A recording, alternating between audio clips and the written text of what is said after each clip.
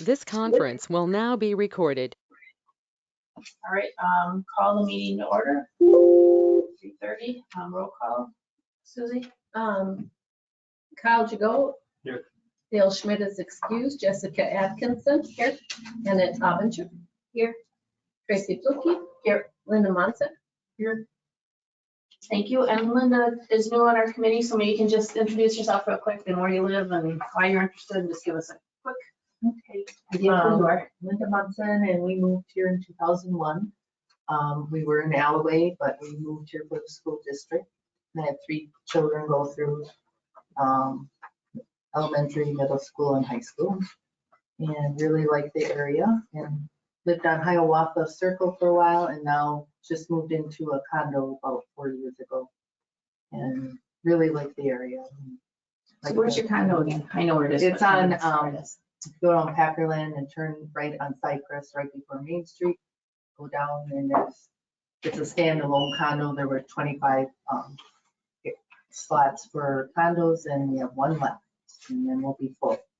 And yeah, really like it. It was hard to find something, I thought, for the longest time, but now things are exploding all over as far as condominiums.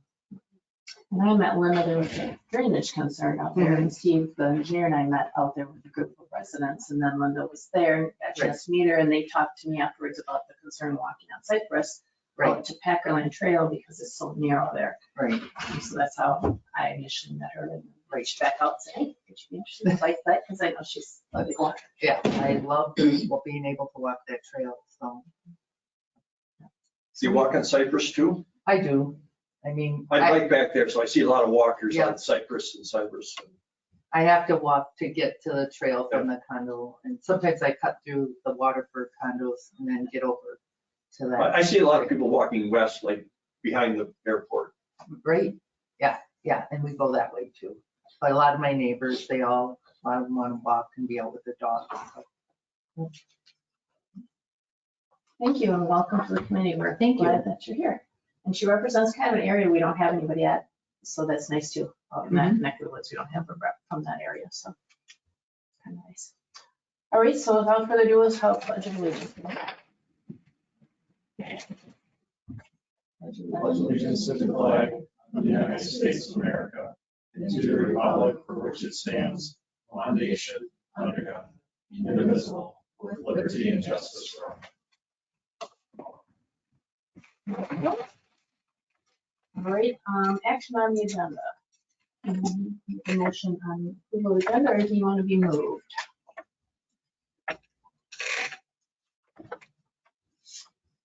I'll make a motion to approve the agenda. As is. Motion by Jessica and second by I'll second. Okay. All those in favor say aye. Aye. Opposed? Motion carried. Action on the minutes from the Bike and Ped Committee, the regular meeting on January 10th of 2022. Any corrections, any changes? Otherwise, a motion to approve would be in order.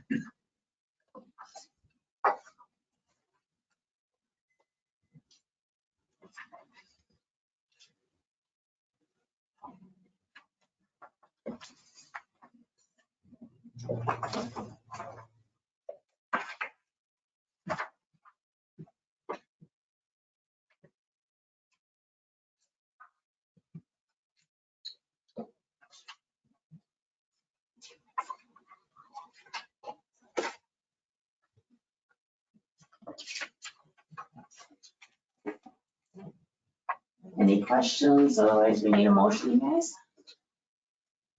I'll move we accept the minutes of last meeting as presented.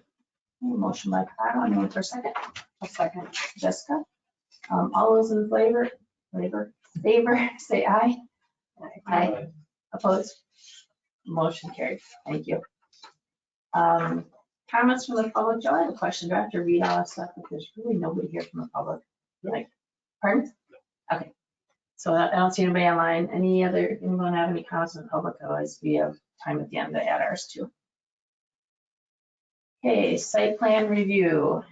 There were a few things, and I apologize to Aaron, there are a few things I didn't respond to.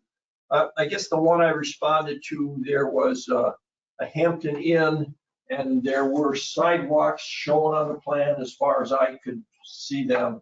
And I said I wanted the sidewalks pushed back from the street if possible for better snow clearance, snow removal. There was also, there's a quick trip going up near the airport, and I didn't think that people are likely to bike or walk there, so I didn't comment on that one. It just seemed to be, and it's going to be on 170 on Packerland and near South Point. Actually, it's 1 point, yeah, South Point to 172, Yeah. the northeast corner. They'll be coming from the north, though, from the Green Bay area. Yeah, they would, yeah. Yeah, because that whole residential subdivision is back that way, right? Yeah. So they would probably be. The good thing is Quick Trip usually puts in some types They do. of accommodations. But they are usually proactive, from what I understand. Yeah, they should clean the cracks, but South Point Road and 172, that's not Green Bay. Maybe the northeast corner is not Green Bay, that's Ashwaubenon, but Ashwaubenon. people are going to be coming from Green Bay to Quick Trip pedestrian route. Oh, coming like from like that Coming living from area. King of Our, up there. Yeah, Yeah, everything yeah, back coming there. back down. yeah, that subdivision up by Lamers kind of up in that area. You're gonna walk through there and go to Quick Trip. I It's was only the up bike to- and ped committee, but But I mean, if you go to Lamers, there's Yeah. literally Yeah. kitty corner from Lamers. There's a whole Yes, residential subdivision. area too. Not that far. My So I kids guess a walk- quick my trip kids- is their time to, Sorry. I'm sorry, go ahead. I gotta say, my kids like half a mile, they go to the Quick Trip. I don't, So. I have that knee, so I'm thinking I can't walk. Yeah. I can see it. Can we still get comments on that quick trip or can Kyle? It's actually going to site plan tomorrow. Okay. I guess, what comments would you like to add? Just the general, the approved bike parking. Okay, and I included that in there. Yeah. They do show bike parking on the site plan.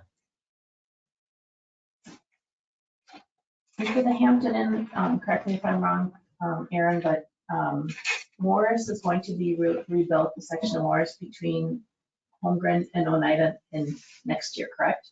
Correct. My understanding from 2023. Doug, that will be coming back to Village Board to look at, but plans, initial plans right now are sidewalk, Kyle, on the north side of Morris. So we'll go right past there, there are sidewalks on, well, there's sidewalk on the South south side of Morris right now. We'll be adding sidewalk on the north side. And design will be this year and then construction will be 2023. I believe the initial scope, cross-section scope is to be modeled similarly to Mike McCarthy when they reconstructed that. So sidewalk on both sides of the street before we construct curb gutter. All utilities. Are there bike lanes on Mike McCarthy? No. There are no bike lanes. It's just a nice wide street to ride on. And it's got the parking, designated parking spaces on it, but Right. right here too. Okay, anything else on site plan that you want to add, Kyle or Joel or Aaron? Yeah. All right, then we'll move on to action items. 8A, action regarding proposed pedestrian accommodations, text amendments in section 17-2-200 site plan approval requirements. Aaron, you can handle that.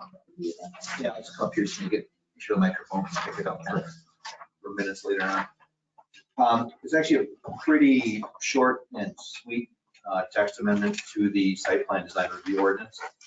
As it currently stands, there's no prescriptive requirement to account for pedestrian accommodations in the site plan requirements, site plan review process.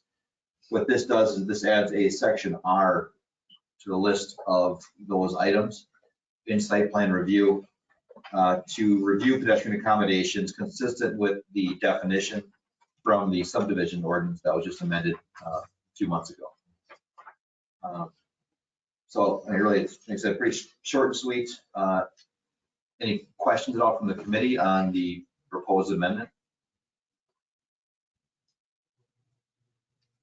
I just have one question, Aaron, on page 14, there's a section that's called approval objectives is what it falls under. And there's the section D, which is relationship to street section. So let me get it here. It's the very top of page 14.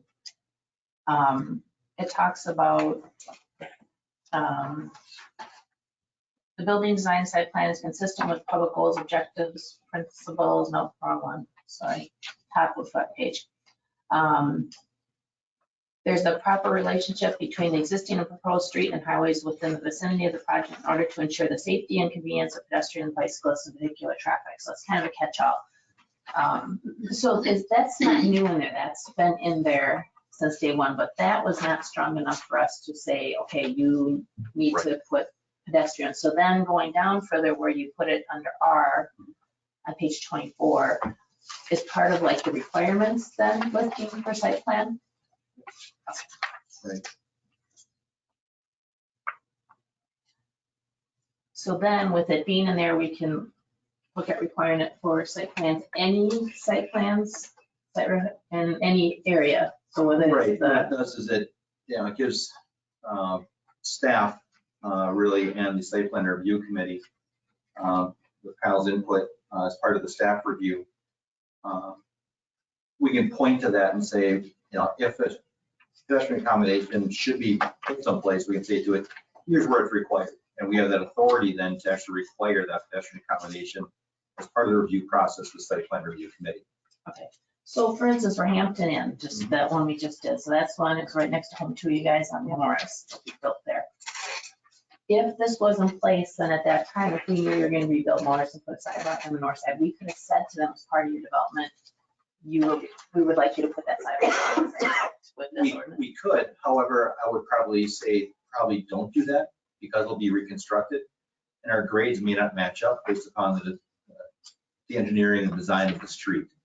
So I guess, you gotta take a look at it kind of longer term, say, all right, if it's gonna be reconstructed in the near future, putting that sidewalk in probably isn't gonna make a whole lot of sense in that instance. Yeah. But, in places where it makes sense to, say, extend a sidewalk, you get a sidewalk here, the site plan come into this property right next to it, we could say, look, we need to extend that sidewalk across the front of your property. Okay, all right, so that would allow that to occur. Yep, that's right. I think you gotta look at the totality of circumstances too. As far Right. as if it's a singular project like the Hampton Inn and you have a quarter-mile stretch of street, is that in totality gonna make sense to put in 100 feet of sidewalk knowing that you have another 250 feet that won't have sidewalk and it's a mid-block? And so you have to kind of take a look at it that way. I think there's enough flexibility within the code to say, does it make sense? It does allow, I think, quite honestly, in those initial conversations, that if it is in fact going to be required, as Aaron had mentioned, but the timing of the installation or the retrofit doesn't fit, you could have those, we could as staff have those conversations up front with the developer that sidewalks required, it won't go in for 3 years, just be advised that you will be assessed for these costs because it is your responsibility for that. Okay, That way, we just know on the front end, they know on that end that it's going to be taken care of. okay, that would be good too. All right. The only other question I had was about bicycle parking. On page 24, it talks about, Which section is that? Sorry, I have the actual ordinance. oh, I'm sorry, let's see, let me go down here a minute. It's off-street parking requirements, it's HI, section I, under, I think it's under like general. Let me see what the first page one is. It's just after driveway requirements. Pardon? It's on page 24 on our stuff, but it's I. It looked like it's It would be- subsection A, number I.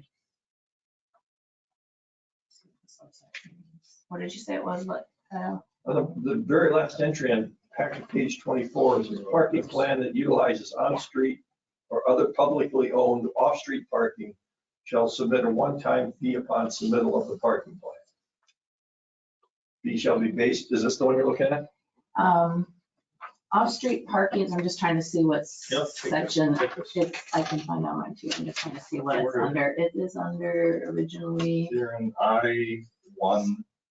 yeah, I-1A, just I-1, but I'm trying to think what I is under. Okay, no, I see Did you I-1. get it? Okay. Off-street parking requirements, off-street parking. Yeah, I was wondering if, and maybe it's somewhere else in there, I didn't see it, Aaron, about bike parking requirements.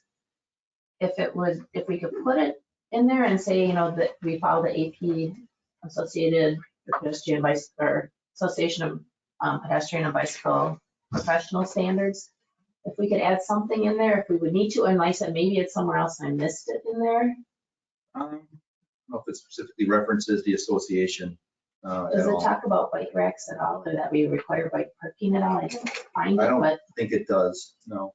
I don't know if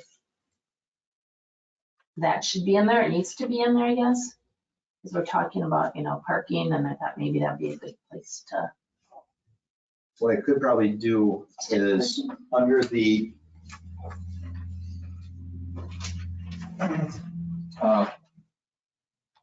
proposed addition where it says pedestrian accommodations, just include pedestrian and bicycle accommodations.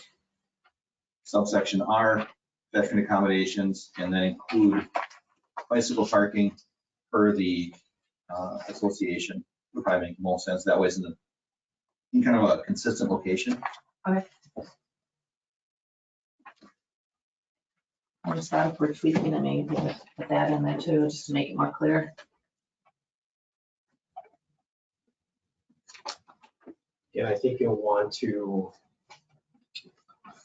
think about it in the totality. So we have different site plan situations or conditions. So Chick-fil-A, for example, just because that's a hot button item, is gonna require a site plan when a development like that comes before the village. And so you're gonna think, okay, from a traffic perspective, bike and ped is a pretty important factor. Other conditions that might require a site plan is a 2,000 square foot machine shop that has 2 or 3 employees. Are you going to impose that type of condition on that type of machine shop for 2 or 3 employees? I don't know that you would, right? So just, you gotta think about it from the context of the application and what consequences could be created by the code itself. So you do want to create some flexibility within the code to understand. What I typically do is put words like as applicable. Yeah. So we review it, you know, if it applies, certainly we'll include it. But in the case like a 2,000 square foot machine shop, it doesn't make sense. Well, I think the APBP stuff does kind of address that a little bit too, like what kind of use it is, who's there, who's coming, and all that stuff that might address that a little bit in there too. The other thing that I wanted to mention with this topic of conversation is you have your bike and ped plan that identifies future plan facilities, whether it's pedestrian or bicycle facilities from a network and connectivity standpoint. And you may have situations or circumstances where a site plan is presented to the community that is well outside the scope of recommended facilities in the plan. And how do you want to address that? And the reason why I bring that up is you here at Ashwaubenon, we will have infill development where you have a singular lot that has remained undeveloped over a period of time, and all of a sudden you have a 50,000 square foot office building or industrial building that goes up, and they go through site plan and you have those conditions and requirements, but over time, the connectivity to the remainder of the network will not happen or will happen many, many, many years down the road. So you have to kind of think about those unintended consequences too. If you're going to require that infrastructure, but there's going to be no connectivity for either forever or for a very, very long period of time, you kind of create that sidewalk or bike trail to nowhere condition. And is that where you want to go as well?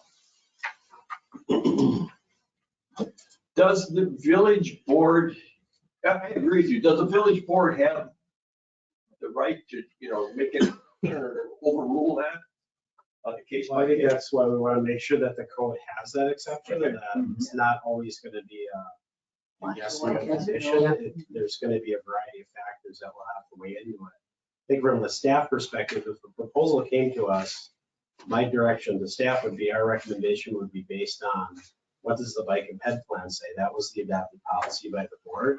if we're connecting to that other infrastructure that's identified, it makes sense. If it is out in the middle of the southwestern portion of the community and there's no plan for connectivity to that site, it doesn't make sense. I don't know. Or you have the condition of, you have 2 or 3 employees and you want to create that burden on that small business. But if you're going to be generating significant amount of traffic, commuter traffic, things of that nature, then maybe it does make sense. So, just, we're going to base our recommendation largely based on what the plan says. Now, of course, plans can be amended, but that would be our thought from the staff perspective. If that answers your question. Yeah. I guess I would like to see the default to be put the facilities in, but certainly it can't be absolute. There's got to be flexibility for the village and for the developer. Yeah, and I would say if that's the desire ultimately of the committee and the village, then we should amend the plan to reflect that, right? That at some point, that's the default condition. But as of right now, the plan is, it's not sidewalk or trail everywhere. It's in select designated locations. So that's that balancing act of community values versus.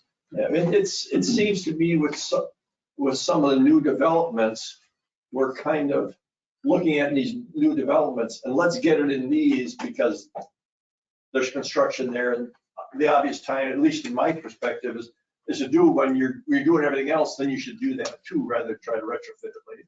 So those are the things we've been addressing in the last year or two, more so than existing infrastructure, existing facilities. But, So I guess if the committee decides to make an action on this, I would then take it to the site plan review committee for their review and action, plan commission and village board as an amendment to the zoning ordinance or site plan review ordinance.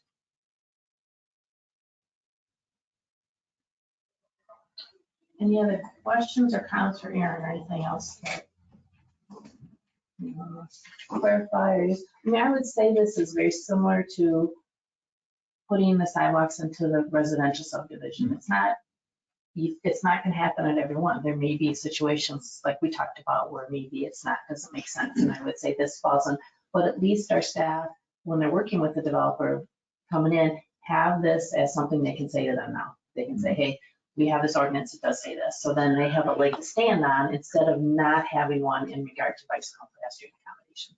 Before, it was difficult for Aaron to say, hey, we want a sidewalk, we would like to see something. Now he, and Joel and others are something to back them up a little bit.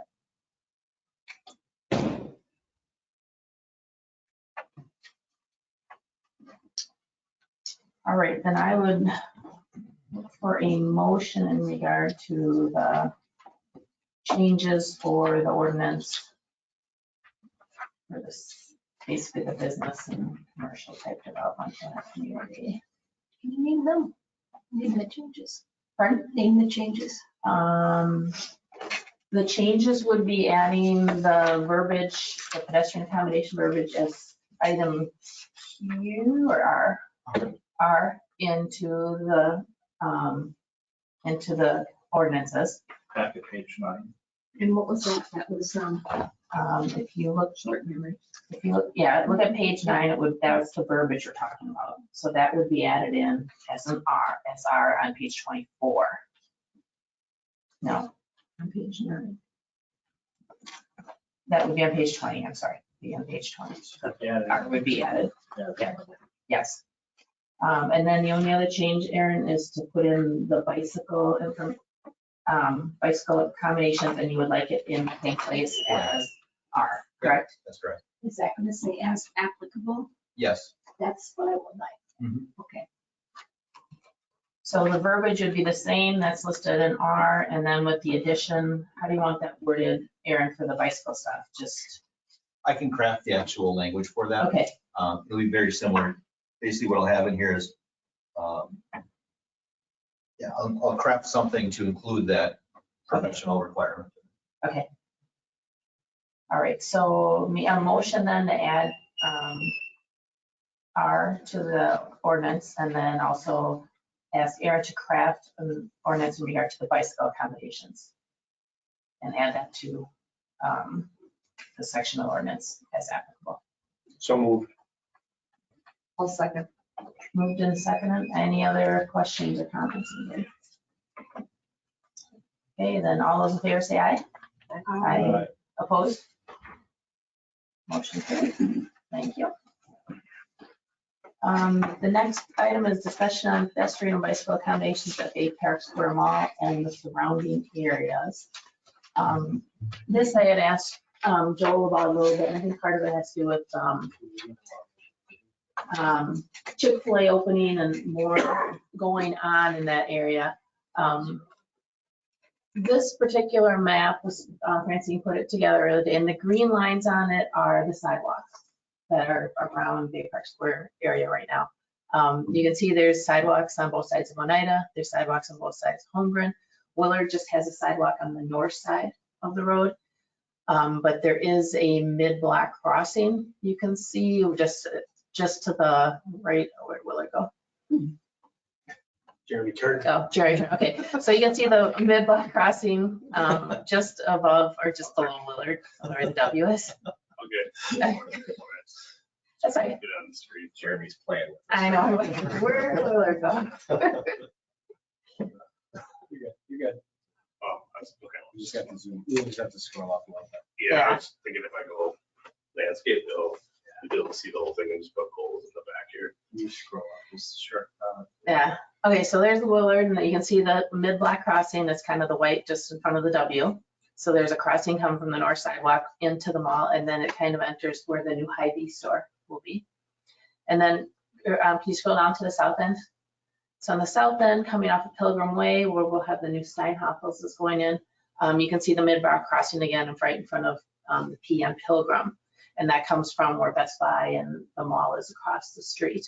That is a lit cross, or no, it isn't lit. Yeah, it does have the lights up above. It's got push buttons to activate to warn people. There's a median in the middle that you can go to and then cross the other half.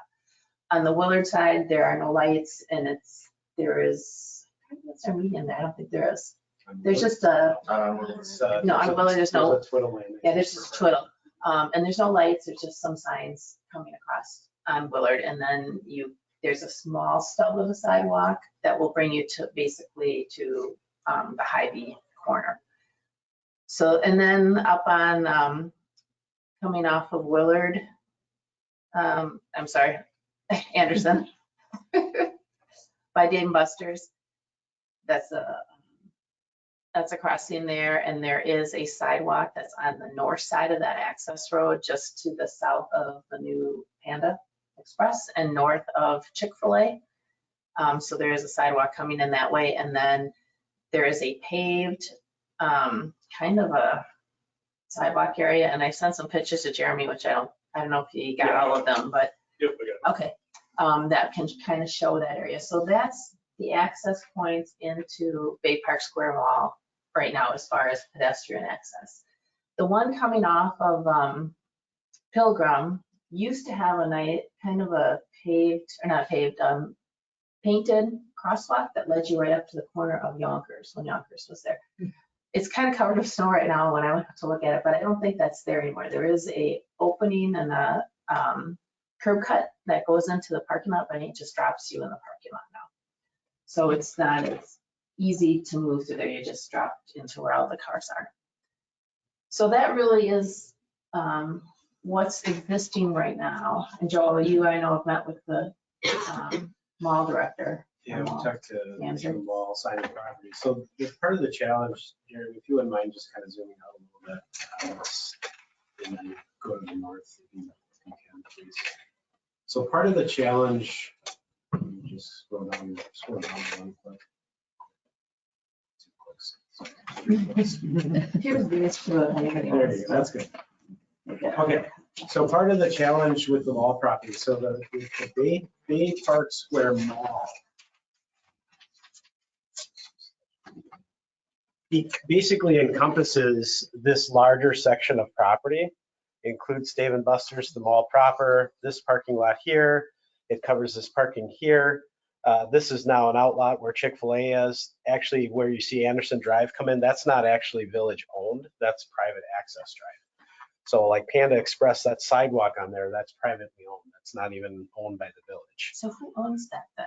Is that? That's tied to, the sidewalk itself, I think, is tied to the mall property. Okay. I don't think it extends onto Panda Express, but it would be Simon's property responsibility. Okay. Then you get into down here, this area along Pilgrim, this is owned by Steinhoffels, all of this parking area and this building.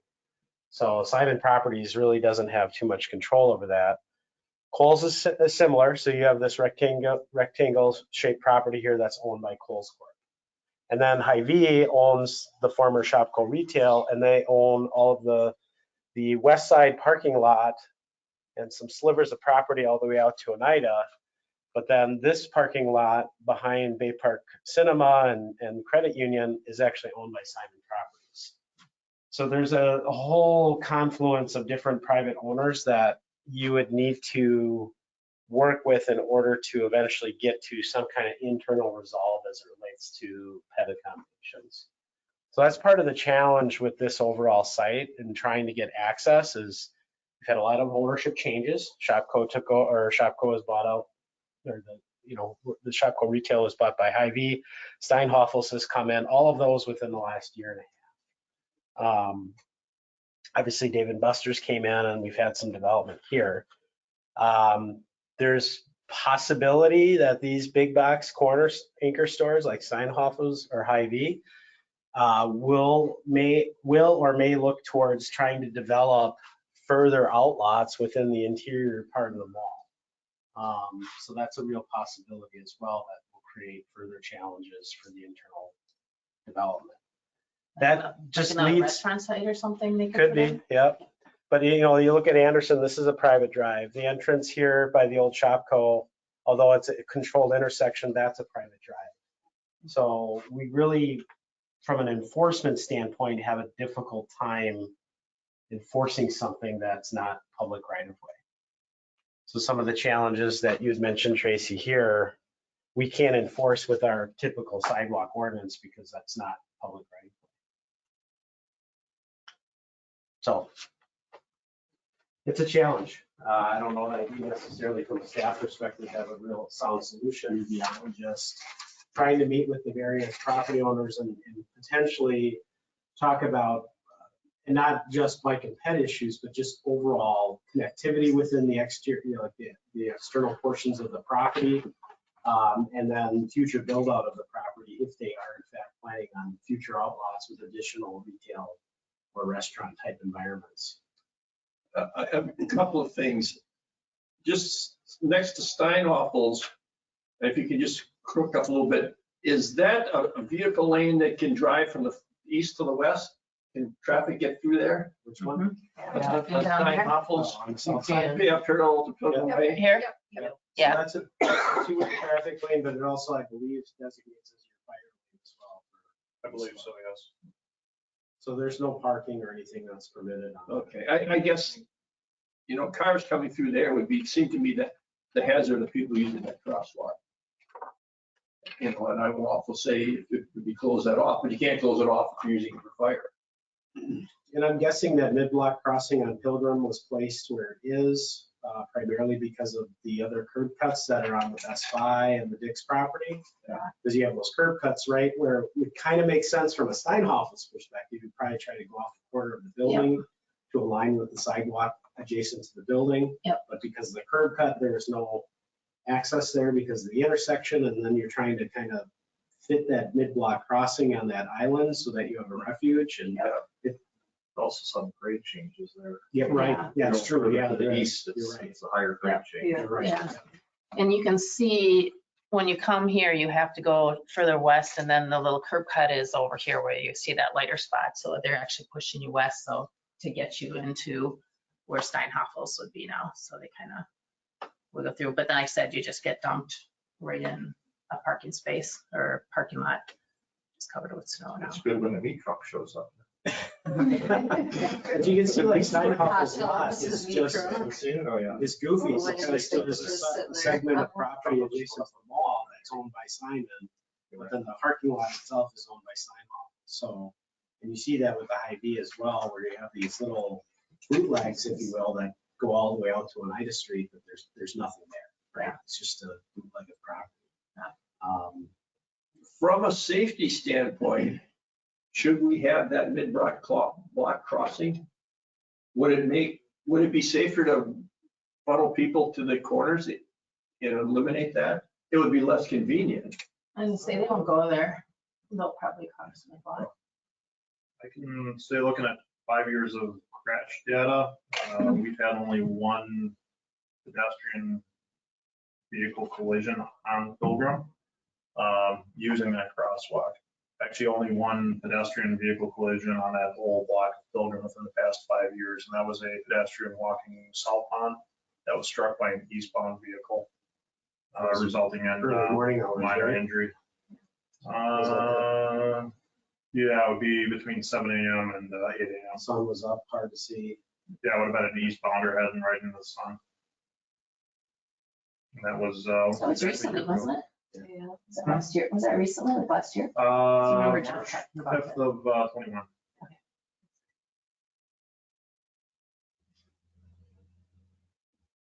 The other thing, I don't know, Jeremy, can you pull up some of those pictures maybe? I just sent, I went out and just took some pictures for you just to get a feel for what it looks like. Because sometimes it's hard to see it. What do you want to start with? Anyone's fine. I'll just kind of describe it real quick. So this is coming off of Anderson. They have a nice crosswalk crossing the road. And then you can see you're supposed to have space to go through there. And all those cars are parked totally over the pedestrian walkway. What is that building in the back? That's Dave & Buster's. Okay. So you're heading eastbound, pretty much. So you're coming off Anderson and you're heading eastbound. Okay, next one. That's just a close-up. So someone walking could maybe get through there, but someone with, I mean, they had a good idea, but because there's nothing stopping them from pulling in too far, they just take up the pedestrian access. Because that actually takes you right up. You can see the crosswalk across the road when you get up closer by Dave & Buster's. So it's there, but it's just not, people cross over it all the time with their cars.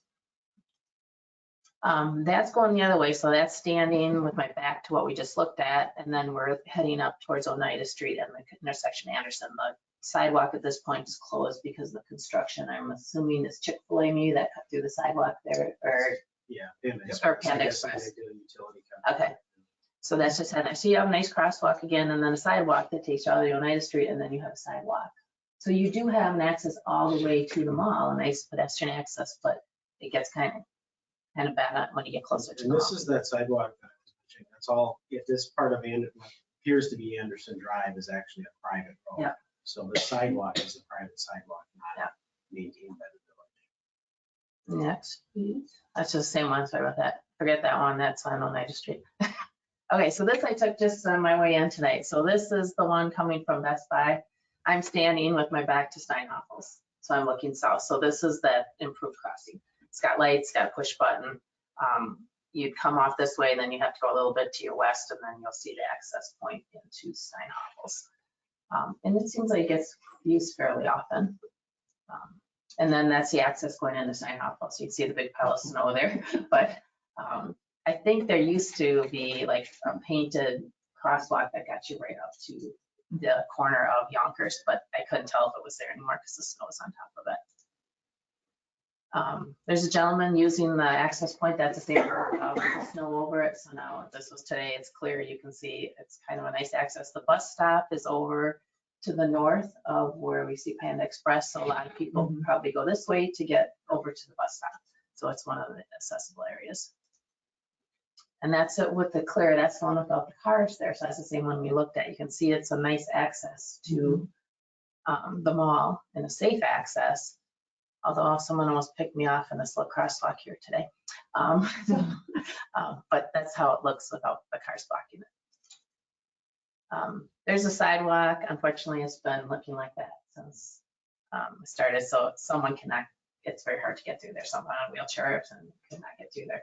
There's a big barrel saying the sidewalk's closed, but the only place they could go then is on the access drive, which is not a good place to be either. So, but just to show you that's what it looks like right now. And that's just looking again the other way. So you're on Oneida Street and you have access as a pedestrian all the way up to the mall. So this is one of the better access points. to the mall for pedestrian. And then actually on the north end off of Willard, that's not bad either. And I think Hy-Vee is gonna put something across the driveway where the pharmacy pickup used to be. So that'll get you right to the sidewalk close to the mall. So that's just a picture again going towards the mall. That's it. Thanks, Jeremy.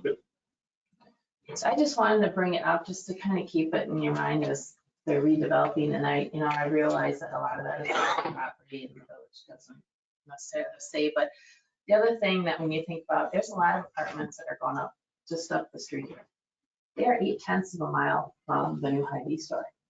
People will walk there, but it'd be nice when they get there to have a nice access into the mall and shop at the mall and be able to go there. So, that's another thing to keep in mind. We've got a lot of multifamily coming in and it's not that long of a walk. And I think people will do it and even bike down that way to get into the mall. We just need to get them there and then the mall wants them to get in there and get in there safely. So I think we just really need to think about that. And, Willard, I think not having a sidewalk on the south side too is the only quadrant that does not have sidewalks on both sides. And I know there's some weird stuff with ownership on that side too, but I think it's an important access as well and something that we should keep in mind to try to work with a developer or work with whoever and see if we can get a sidewalk on that north side as well. Yeah, my understanding of the Willard issue is twofold, threefold really. I think there's some limited right of way. I think you'd have to go back to curb, but then you get stuck up by Texas Roadhouse, where you really have no availability of right of way based on that intersection design. Yeah. There's some great issues there. Yeah. And then the utilities are buried on that side too. Do you recall? I think there's a utility issue on that.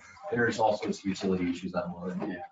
So there's a I know it's tough tough environment to get it. Well, the good thing is you have a mid-block crossing on Willard, so that's a good thing. So someone, if they were coming from the south on Oneida, they could cross Willard, walk down the sidewalk on the north side, and then come back across. So they would have, safe access. And even someone coming from the apartments on Holmgren could take the sidewalk on the north side, take the mid-block, and get to the mall safely that way too. So there is a possibility to do it. And some people will choose probably to walk right through the parking lot, but it's just something to keep in mind. It's safe to say that not even from a bike and ped standpoint, just a connectivity standpoint for any type of transportation, bike, ped, vehicular connectivity, the mall area is pretty difficult to navigate. Does that mid have those flashing lights too? This one does not, no. And it's something I mentioned when Hy-Vee came in to look at that a little bit further and see if it was something I wanted to look at, maybe put some on there. I mean, I have not had a lot of people stopping for me in that crosswalk. I was gonna say that. Yeah. Yeah. I mean, the other one with the lights seems to work better. That one though, people will catch and they'll actually stop. But the north one, it's a little more difficult because it's not marked and doesn't have the lights and stuff. Speaking from experience in crossing the street with lights on Webster by the hospital, there's a lot of traffic on Webster. And if you don't push that light, people don't stop. Right. Yeah. You're right. Yeah, push it. You can be standing there and they'll just keep zooming through until you push that light. Maybe they know the light's there and the expectation is that pedestrians have to push that. But Well, they want to make sure you are intending to cross, right? Yeah, sure. Yeah. If you're down in Appleton on East College Avenue by Lawrence University, they have probably 3 or 4 of those rapid flashing beacon crossings. And people will not stop. They'll drive slow because they know there's so many of them and get into that routine pattern, but they won't stop until somebody actually hits the button because they're college students sitting at the intersection chatting and then who knows if they're going to cross kind of thing. So. Yeah. So I just kind of wanted to at least lay that out and see if you guys have any questions or anything that I just think something to keep in mind because it's becoming a really vibrant place, I think, I mean, even more so, which is great. And just to make sure that everybody can get there and access and be able to get in and spend their money at the mall or wherever they're going. But yeah, there are definitely some challenges with it because of ownership. We haven't heard anything directly from Simon yet, but there have been talks with Hy-Vee coming in that they may do something on the end of that north end of the mall and then reconfigure the entrance into the mall.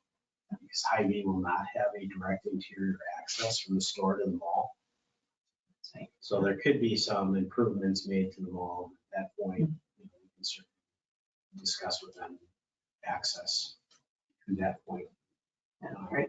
Because that will potentially reconfigure some parking and things of that nature on that end of the building. So maybe there's an opportunity to improve the design features that they were attempting to do by Dave and Buster's, that little 4-foot block. So we can work with them on that, if and when that comes up. Be great. Any other questions or comments, anybody? More informational, just kind of keep it in mind and so as it continues to develop and keep everybody in mind so that they can get there. And thanks for putting the map together. Tell Francine thanks for getting that ready. Okay, then we'll move on. Discussion and possible action on incorporating educational sessions to the Bike and Ped Committee meetings. I just want to run this by you guys. Just maybe spending 5 or 10 minutes at each meeting and have an educational component to it, whether it's talking about bicycle lanes or sidewalks or whatever, design issues, just so we're kind of all, on the same page. I don't know if there's an interest at all on that. I just wanted to put it out to you. I do have, and I wanted to hand out, these are Wisconsin pedestrian law cards.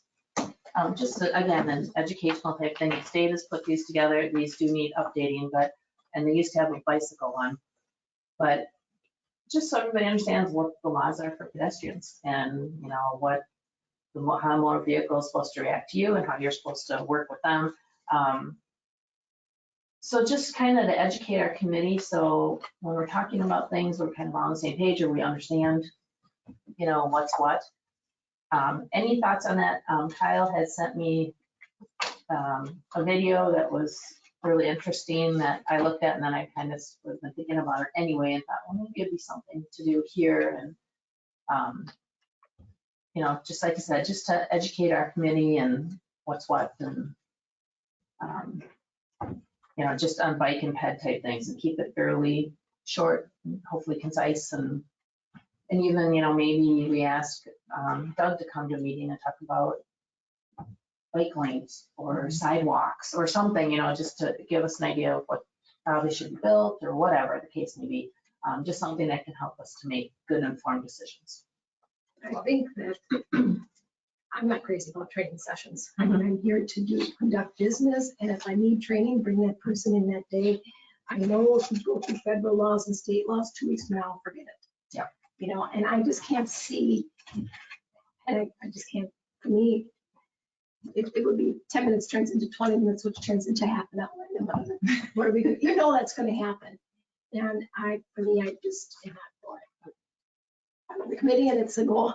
Yeah, no, that's good. I just can't see it. As a new member, it would probably be helpful for me. I could see that. And like you said, if we kept it brief, 10 minutes or something. Yeah. Just to be a little more informed. And maybe sometimes it's just handing a 1-page thing out about showing what the design is for protected bike lanes or something like that. Just again, and we go over it for 2 minutes. This is what it is. So not going on and on, like you said, and that, and going into the federal guidelines and state guidelines. It's more general information, but.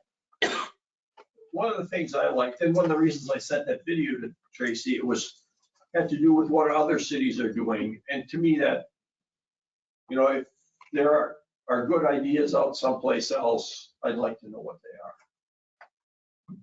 are. I'm just, the more information I have, sometimes, why can't we do this? And you find out why you can't. It makes sense. Joel gave that presentation on the rights and the responsibilities of the laws and the property rights, and that was helpful a lot. That was very helpful. I kind of understood the process of how things you know, this step leads to this step leads to this step, and this is why we do it here.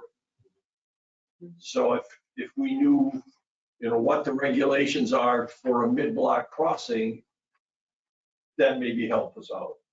Yeah, and what they look like, what different types of mid-block crossings. Maybe Doug comes in when we're talking about Willard, we get to a point where maybe we're doing it, and then we're saying, okay, Doug, can you come in and talk to us about that just for mid-block crossing? Because there's lots of different ones. And, you know, all that stuff. So it's just, you know, like I said, again, to hopefully make more informed and everybody kind of being on the same page. So when we're talking about it, everyone's like, okay, I know what a bike lane is. I know what it looks like. I know where it's located. Or I know what a sidewalk looks like or whatever, just some of that basic stuff. And I know some of my stuff is very basic, but so. You know, it would help us to know what are the regulations as far as what does a DOT require to put a stoplight or a walk light or, you know, sometimes we've run into that issue at Ashland. And well, that's not our responsibility. It's the DOT's responsibility. Here's what their regulations are. And if we know some of that stuff, and maybe it just takes 5 minutes to cover that, but it helps us out in the future. Yeah. And one of the things, you know, some of the educational materials, there's stuff out there already that we don't have to reinvent. So maybe it's a one-page flyer that's really is good, something that we're working on right now that we say, okay, that would be really good to get out to the public. And we can just look at that, say, okay, let's put this out. We can work with the new social media person that's starting in March, right? To get that information out to the general public as well. So they also understand when you go step up to crosswalk, you have the right of way as a pedestrian and why and all of that kind of thing. So we can use some of that to educate not only us, but the general public and the people, you know, in our community as well. So that was one of the other, I guess, byproducts I was thinking of it.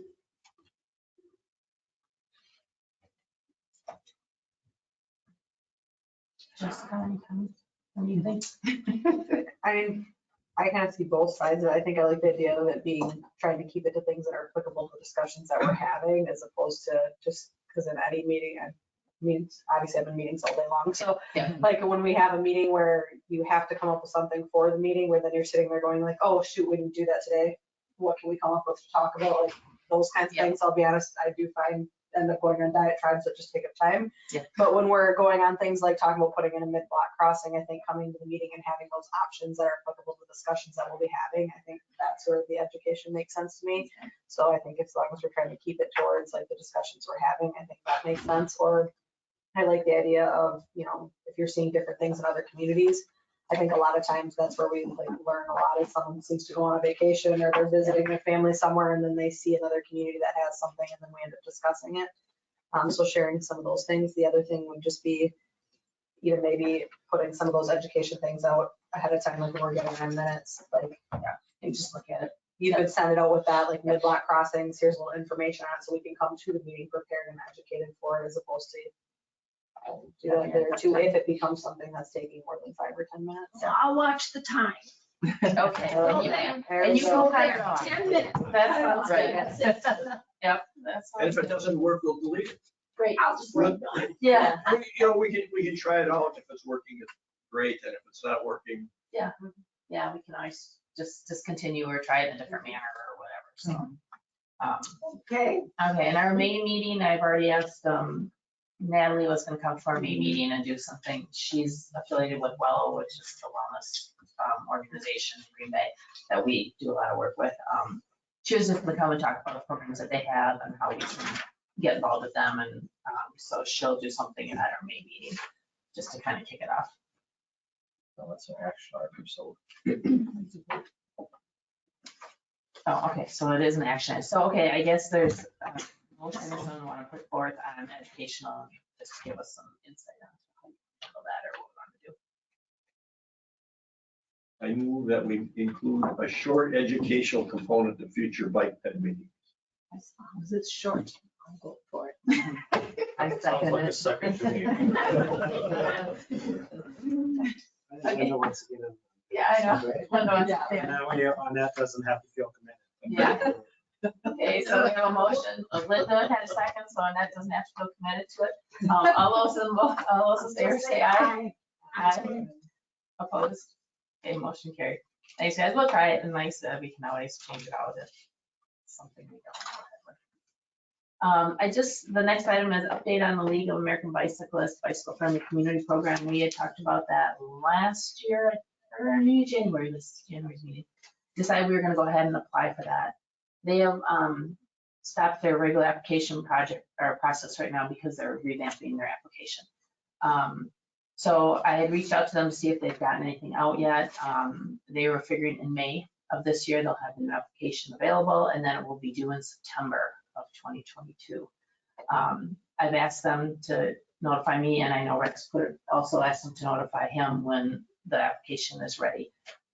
Anticipate maybe the June meeting, us to bring the application here to look at it.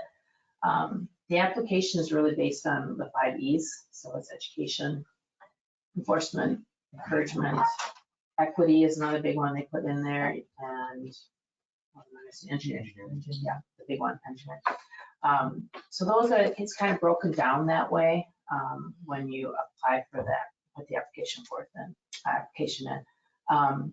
Like I said, they're really doing a stronger integration of equity and diversity and inclusion. So they're gonna have more related questions to that. So it's something we're gonna have to really think about. I don't know how much we've thought about that in the past, and I don't even know if that's in there, like, pipeline, probably not. Equity is probably just because it's fairly new to the application process. They're gonna look a lot more on revised questions around on and off street bike infrastructure, and really looking at national guidance and how it's done and making sure that it's done in that manner, and more in-depth consideration of that type of thing for bike facilities and community overall biking network they're going to look at. So we'll have to keep that in mind when we're doing the application. Like I said, it'll be the 5 E's, and they're going to break it down in categories where you can go into more detail. So if we do a big engineering project that we're putting, some our bicycle facilities in, then we'll want to detail that more in the application process. So they'll allow more of that and more, putting more information into the application, it sounds like.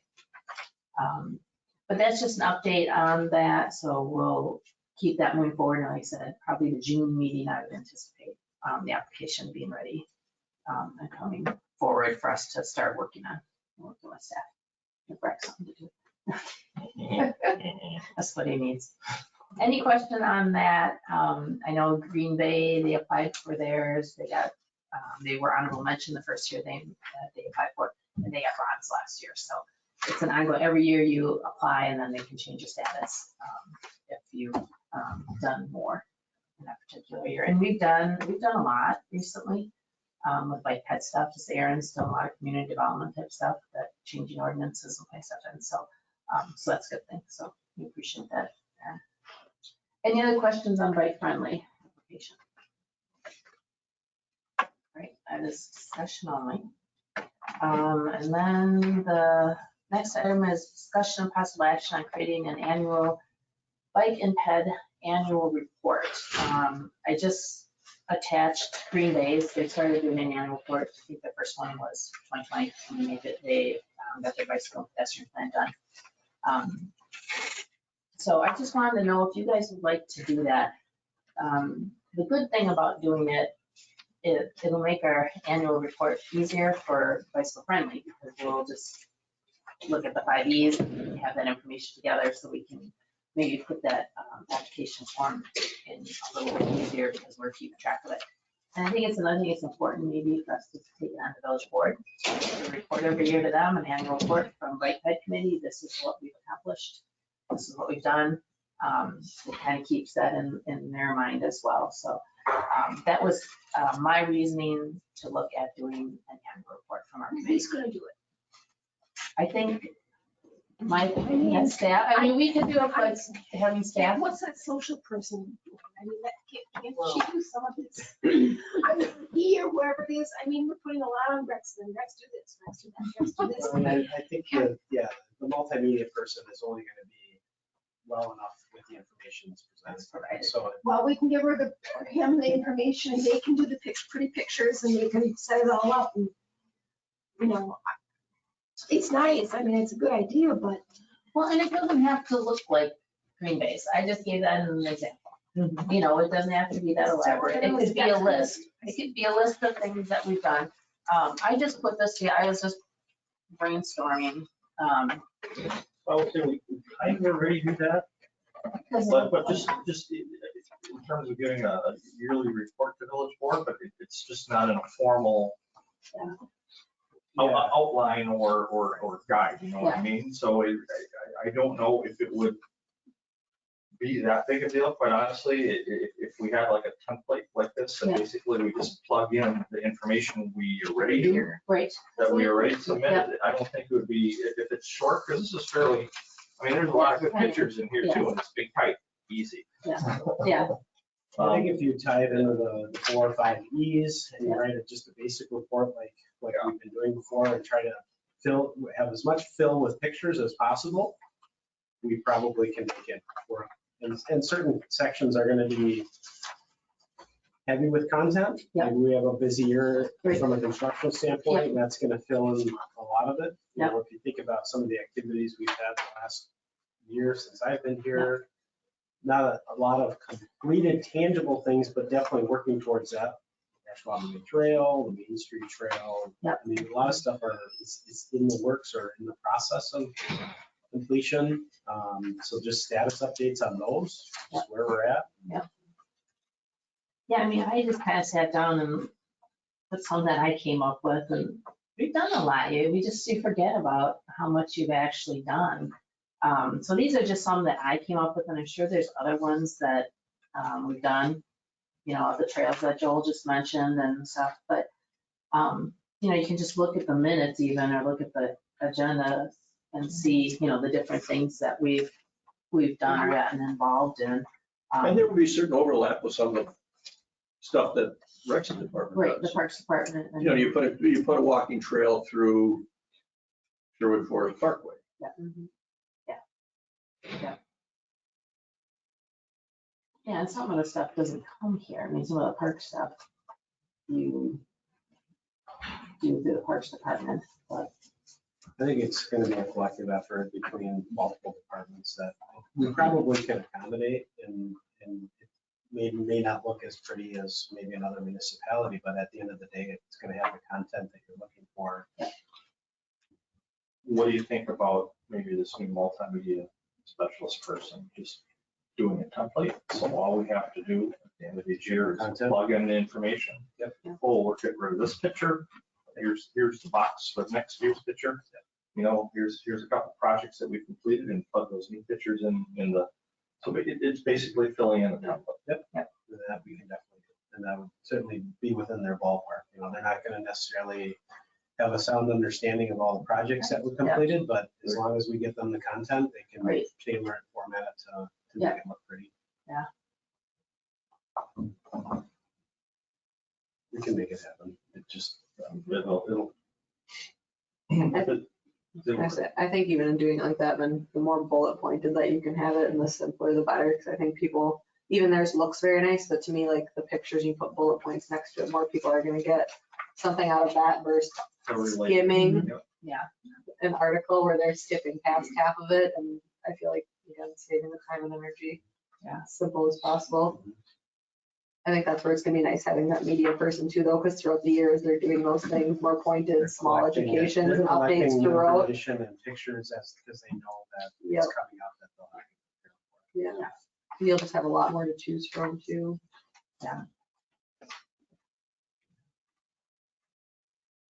so, I don't know if anybody has any comments on that, any other questions, but maybe we can brainstorm a little bit more. Your staff can look through and say, okay, these are some of the other things that we did. Because we'll need it for, if we do the bike friendly, this information we would need, because it would be from, obviously, last year. Yeah. So, and like I said, I just brainstormed, I probably missed a bunch, or just, you know, kind of just dropped a bunch of stuff in there, so that would be stuff that I did not catch. Okay, you don't need a motion on that, do we? Yeah, I do. Possible action. Yeah, because actually, if someone wants to do a motion to recommend that we go ahead with the annual report for the bike and ped committee. Let's go with Pedestrian committee. I can make a motion for us to have an annual report for the bike and ped committee. format of it to be determined. I'll second. Okay, moved in second. All those in favor say aye. Aye. Opposed? Motion carried. Thank you, everybody.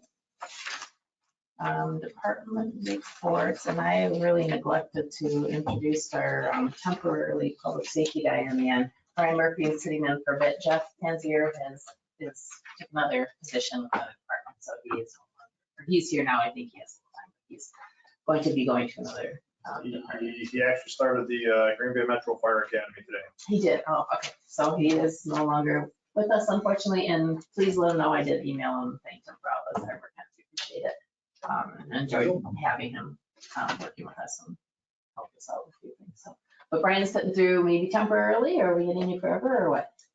We'll see. We had some retirement. We had Jeff leave, so we've got some staff movement in public safety, and we'll see how we divvy up responsibilities and go from there. But for now, I'm your guy.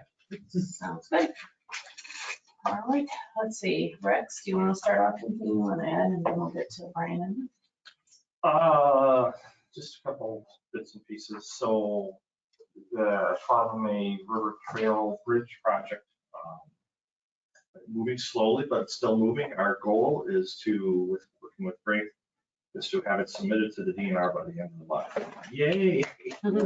Get that thing rolling again. Then they have, I want to say, up to a 3-month window to review and approve it. And that's if the DNR is fully, if the DNR isn't staffed, it'll be close to 3 months. If they have, if they've got enough people to look at things, it'll be less time than that. From there, we'll also probably be scheduling a public hearing for water access and talk about the height of the bridge and with the neighbors, have their say and make some final decisions on that. So that's the Ashwaubenon Bridge. We just finished up a plaza design in Ashwaubenon Park. So as the landing goes into Ashwaubenon Park, the main trail will loop around to the north parking lot of the lake, the north lake parking lot. There's like a porta potty there right now. We'll try to reposition that off to the side, but that's where it's going to open up into, is that parking lot for this phase. But in addition to that, when the trail goes actually into the park, there'll be a secondary, a more narrow pathway, I want to say 6 feet, that loops closer to the water. That'll have a small concrete plaza area that people can stand on. There'll also be some permanent picnic tables, a couple of swinging benches, and because of the height of the bridge, there'll be a little bit of a slope once it hits into the park. That'll be graded downwards, and they're going to incorporate almost like a little mini amphitheater in there with larger rocks and stones and half moon type pattern that kind of steps down that people can sit on to, again, overlook the water and overlook the bridge. So this just an update of where we are with that. I'm always reticent to talk about projects that are not official yet, and we haven't even talked about this one, but had an interesting call from Stantec. They're an engineering firm that we've used for Sherwood Forest and some other projects. Actually, the fishing cribs out at Ashwaubenon, a few places, but they were contacted by Cabela's. And Cabela's is doing some initial exploration on putting a trail around their facility, potentially into Argonne Forest there, and maybe into the park. And that's where if you want to do this with us type of a thing. So just very, very, very preliminary. Not saying it's going to happen or not. They're also looking at potentially getting rid of all that Frank Mighty's in front of the store. Yeah. Taking that out and making that more of a clear and clean, and doing something different there that still falls within the DNR guidelines of how to do things. But I think they're trying to open up a view of their store a little bit more, because that Frank Mighty's so high, sometimes you can't even see what's behind it. And I think they want to try and do a little trailer viewing area over that too. So I'm guessing they still want to have that still, it's probably a stormwater catch for them as well. So I'm not real sure what's happening in that, but we were asked if we were interested in sitting in, if this progresses in future conversations. And I said, we are, because that's actually part of our comprehensive recreation plan, to maybe do something like that in Argonne in the future, should opportunities arise, and this may be an opportunity. And so the majority of that woods belongs to Cabela's. A lot of people think it's all part of the park, but if you extend Valley View, I believe it's Valley View, if you extend that all the way westward, probably only about a third to a quarter of that woods is ours, and the rest of it is a lot of that wood is also ash. So the majority of it. So, there's a lot of discussion to happen. That woods might not even be a woods in 10 years. If the trees all fall down, then what do you do with it? It is all wetlands. The majority of that is wetlands. So obviously there's only certain things you can do. It would have to be a boardwalk type situation if they're actually going to try and make some kind of a connector into the park from Cabela's. And I don't know, I was trying to think why they would. I guess Cabela's is such a tourist stop in some form or fashion that probably a lot of people want to get out and stretch and walk around. And They're probably gonna throw a bunch of hunting lines up. Yeah. Try it out. Yeah, take a gun and try it. But again, this may or may not even happen. This was, again, we were approached by Stantec, who's in discussions with Cabela's on whether we wanted to potentially do something in the future. So FYI.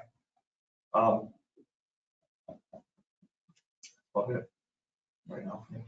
Thank you. State DOT, anyone got anything from state DOT? Then Brian, anything from public safety? I know you were maybe in there, can't seem to think about it, but. So as far as from the public safety end of things, just give a quick recap on staffing. We are currently down 4 positions and working to fill those. We did run a hiring process, working our way through that with the background part of that. So we have 2 lieutenants that just got promoted this week. Today was our first day. And then we have 4 PSO spots we need to fill to backfill retirements, and then Lieutenant Panzer who left to Green Bay, and then another employee who left to a EMS agency. So with that, as far as looking at 2022, to start off the year, we tried to focus a little more on the traffic visibility and traffic enforcement aspect of things. That's been a priority for us over the past couple of years. Obviously, COVID had reduced traffic numbers, which is good in the sense of reducing traffic, but traffic crashes. But those have since rebounded in 21, not quite up to 20, how far back was pre-COVID, 2019 levels. But along with that, also getting our office a bit more proactive with traffic enforcement, which has rebounded as well too, and is back on the upswing. We are giving more attention to school zones, both the morning and the afternoon school zones. And the biggest thing is our officers were out there before. It's just a matter of being able to track that, which goes to the data analytics part of our operation, which we're looking to strengthen. So that's certainly something that is on our radar, and we're working with a couple entities to better access the data that we're accumulating. As far as specific programs, we do still participate in the Click It or Ticket campaign, OWI task force for the county. In the summertime, I would suspect that there will be another speed task force with several deployments in the summertime. I'll know a little bit more tomorrow, actually. We're meeting with the state Bureau of Transportation Safety rep to plan our traffic enforcement grants for the county for the next year. We did attempt to participate in Frogger. We had a couple deployments last year. Unfortunately, we were not able to dedicate somebody to it entirely. Usually it was our canine officer, Mac Testy, that was out there. But if you get a more urgent call, we unfortunately do have to pull them away to handle that. But Wello did speak at the latest Brown County Police Chiefs meeting, looking to start to get some dates for 2022. So I've been in contact with Mario from Wello, and we'll see what's shaking county-wide as far as potential dates for that, and then see what we can do. But there too, I mean, even the lead time for filling this PSO spot, best case scenario, we get them in May, but depending on what we hire, they may need the academy, which puts them back to November, followed by field training, which puts them back to February, that we're actually fielding these officers. So, we're certainly trying to make sure that our officers that we have now are doing their best, and I think they are. But just the lead time is more than just having the body before they feel the body. Reed, what's the biggest issue in the schools? Is it failure to yield or speed or rolling stop? I mean, I know there's issues. I'm just curious what. It kind of depends on which school zone you're looking at. Cormier Road, for example, you have a lot of speed complaints. When you get closer into some of the schools, like Pioneer School, for example, you really can't speed around there because it's backed up enough that you're not going to be going too fast. Even Valley View, it gets backed up enough on the adjacent streets of Valley View that speed's not so much the issue. But when you go a block away, Cormier being the biggest one, speed, and then making sure that people are yielding to that crossing guard there at Cormier and True. So it kind of varies a little bit based on where it is.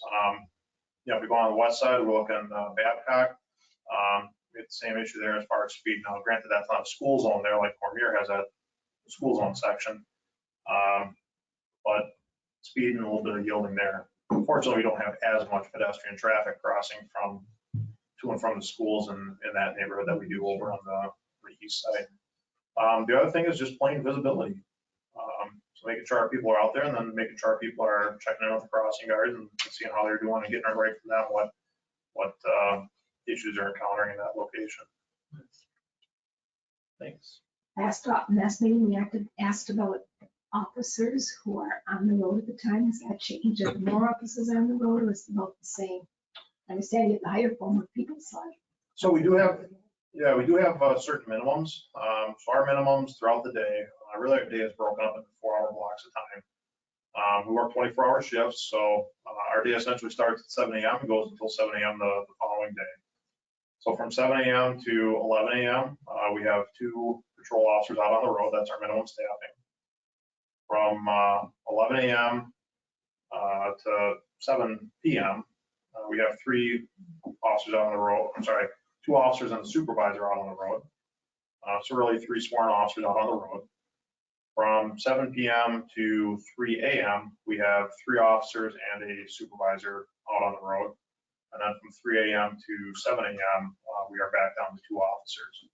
Now, when I say there's a supervisor on the road, I mean in uniform and actually out patrolling or ready to respond immediately to anything that's out there.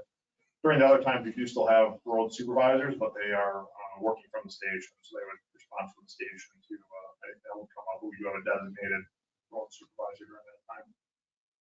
And it fluctuates based on what the staffing is for the shift, based upon what our staffing needs are for our paramedic staffing, based upon when our canine officer is working, because if staffing is good that day, our canine officer is an extra body, and that gives us some flexibility. For example, if we have a Frogger deployment, usually our canine officer is the one that I would pull for that, because he's working a 6-on, 3-off schedule. So it's minimum, but it does get higher sometimes. It does, yes. So the max out there would be 3, then is our current primers of 4. 3 and a supervisor. During the day, normal staffing, the max would be 3 officers and a supervisor, and that would be from 7 p.m. to 3 a.m. But the fluctuation, that it can fluctuate quite a bit, but there's a lot of variables that go into Did that. you have trouble with the state tournament and get teenagers driving? I saw a teenager go straight through a red light on Cormier. No. Cormier. We actually did, and I spoke with one of our officers about this That's scary. today. It was scary.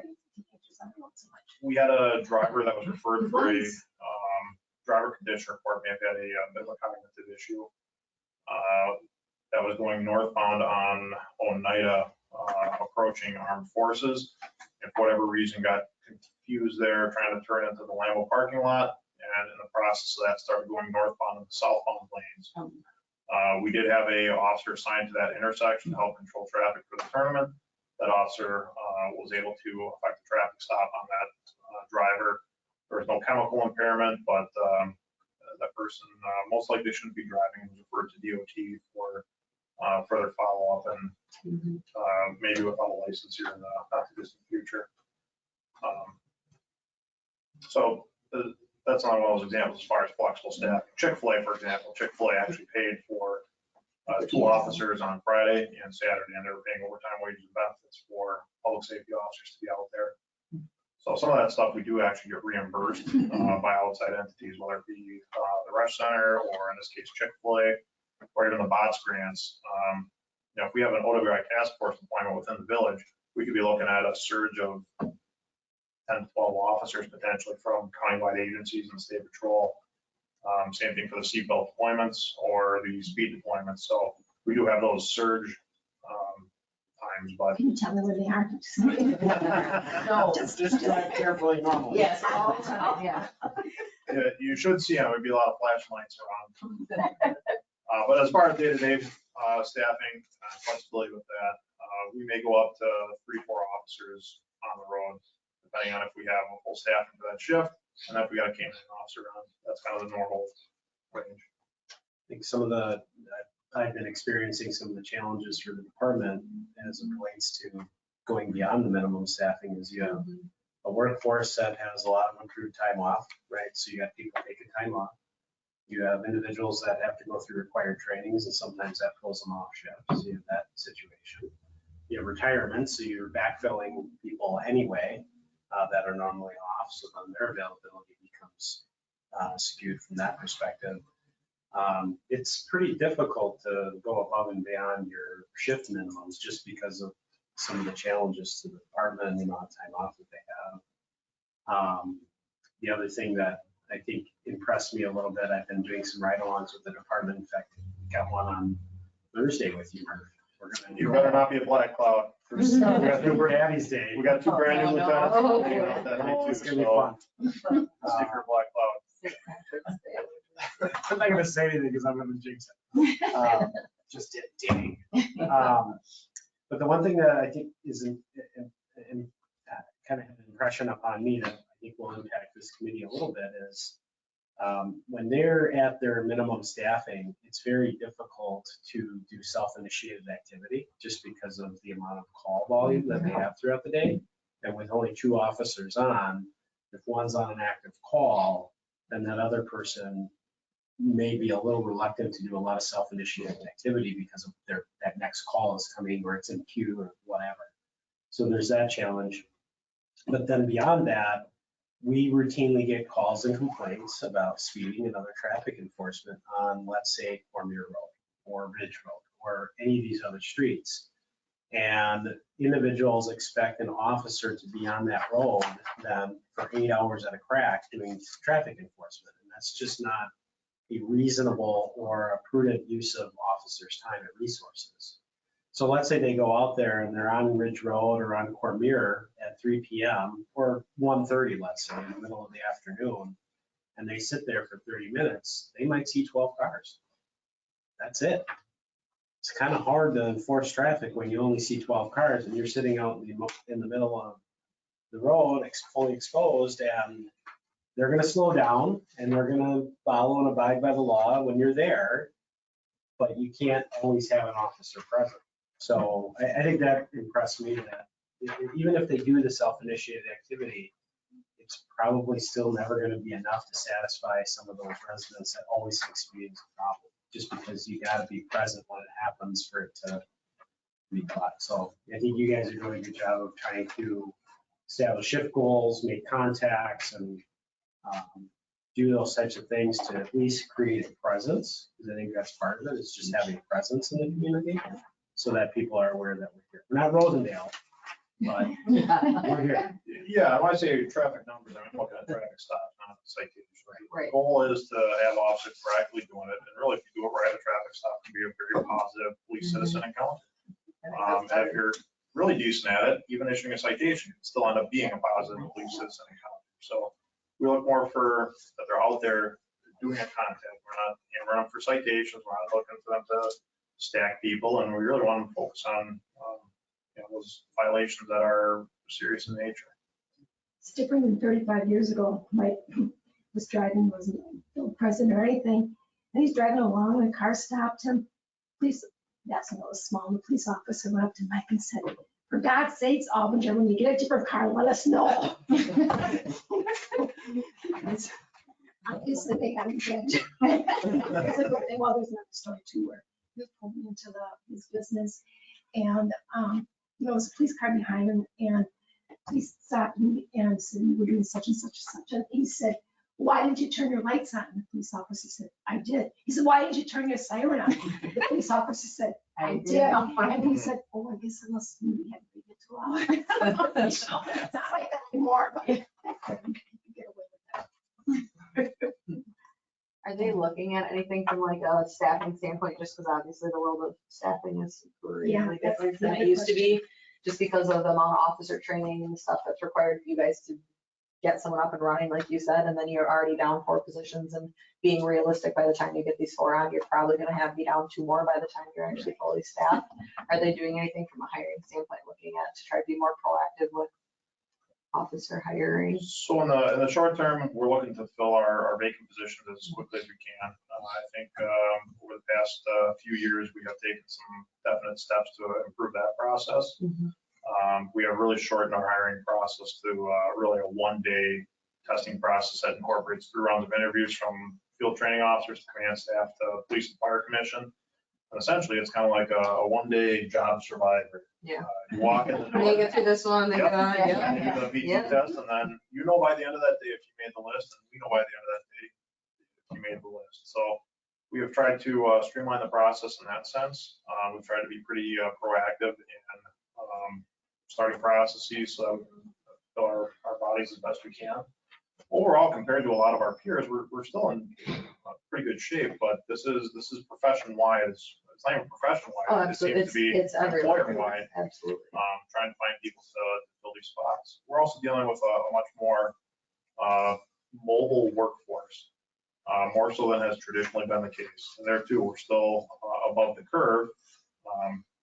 Even some of our peers in Brown County have run across officers that got on the road for 6 days and just walked in and said, "Yeah, I'm done. Yep. See ya."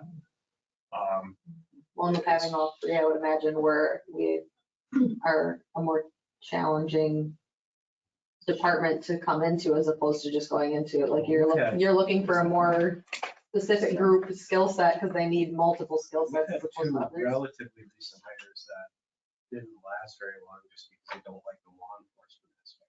They went back to just dealing with. That's what I was thinking, like you have those people that are gonna want Correct. to stay to their.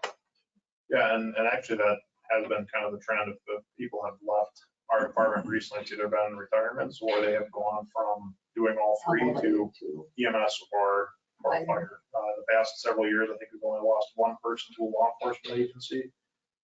And that was going from here to Division of Criminal Investigation. So that's a whole different type of animal. And if you're gonna do that type of work, we can't match that. Can't compete with them. Correct, and he's doing very well there. Yeah, we are also looking within our department to make sure that we can adequately examine our operations so that we can see where the bodies are needed and where any requested bodies would provide the most bang for our buck. Because the downside of being a vibrant community, as vibrant as we are, is that we also have a lot of special events. We have Packer game days, which ties up a lot of our department. We have other events going on. I mean, this past weekend was a cornucopia of overtime between WIAA. We've got Chick-fil-A, sorry, drawing a blank there. A couple other events going on that was kind of taxing. I mean, most of them were luckily filled by volunteers, but we're also having to force for those spots. Well, that's what I was saying, you're down officers. I'm sure there's a lot of, just like in our industry, you have people that are working a lot of extra hours and it still is a taxing job that you need people to be able to be alert.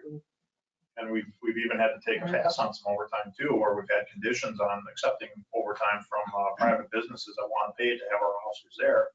And it becomes a balancing act of, okay, we'd like to provide that, but we as an employer Want end to up give it to our forcing guys. people for this. It's Mhm. not critical to our core mission. It's nice to have, but are we gonna be forcing somebody to work, say, at a private establishment? We erred on the side of no, and with that condition, they decided to see what they can find elsewhere. Mhm.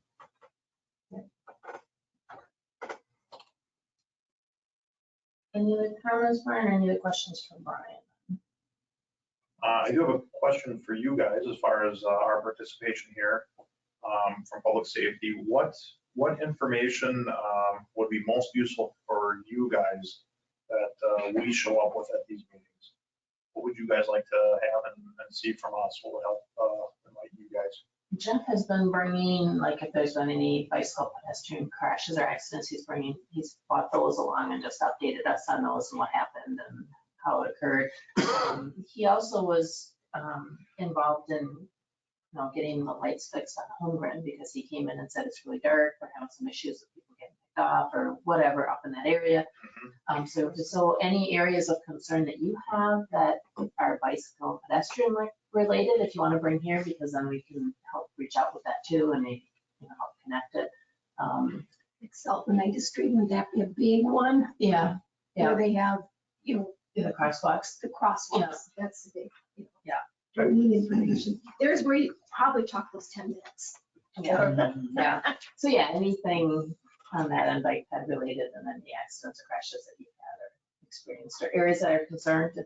I know Jeff would bring in, like we were talking about, where the new Bellin Medical Facility, and his comment was, people traveling on Wabi are going very fast. It's a 35-mile speed limit. It should be reduced. And that was just, he felt that, so things like that, if we're talking about an area and you go, hey, there's problems in that area. If we're doing this now, we should maybe consider, slowing it down, or there's a problem at this intersection or anything like that.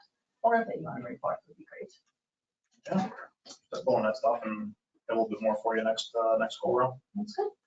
Thank you. We appreciate it, and welcome you to the committee, and tell them Thank if you. they replace you with elsewhere or someone else or whatever ends up happening, but we'd love to have you here.